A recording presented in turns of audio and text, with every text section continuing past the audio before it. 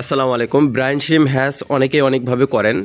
এক একজনের কাছে এক এক রকম। তবে মেইন যে সিস্টেমটা সেটা হচ্ছে যে কি আপনার এই ব্রাইন শিমের যে ডিমটা রয়েছে, এই ডিমটা দিয়ে লবণ পানি দিয়ে জাস্ট রেখে দিয়ে অক্সিজেন দিয়ে দিবেন। 12 ঘন্টা পরে কিন্তু সেটা হ্যাশ হয়ে বের হয়ে যাবে। এটা আহামরি কোনো মানে খুব যে টেকনিক্যাল কোনো কাজ এমন না।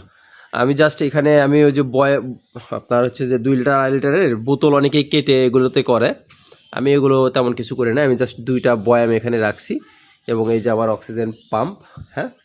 তো এখান থেকে এই যে পাইপ, এই পাইপ দিয়ে 2টা পাইপ আছে আমার। 2টা পাইপ দিয়ে জাস্ট এয়ারেশনটা এখানে দেই আমি। আর যখন হ্যাশ হয়ে ফুটে বের হয়, এই যে দেখতেছেন এগুলো ডিমের খোসা আর কি। তো হ্যাশ হয়েছে, এই যে হ্যাশ হয়েছে, আমি জাস্ট একটা স্যালাইনের এই যে পাইপ যেটা আছে আপনার, এই পাইপ দিয়ে জাস্ট এখানে নামাই নিচ্ছি। গামলায় নামানোর পরে এটা সেকে নেবো, সেকে নিয়ে সরাসরি মাছকে খাওয়াবো। এই যে দেখেন এত ছোট পোকাগুলো দেখা যায় না, এখন দেখেন হয়তো বা দেখা যাচ্ছে কিছু।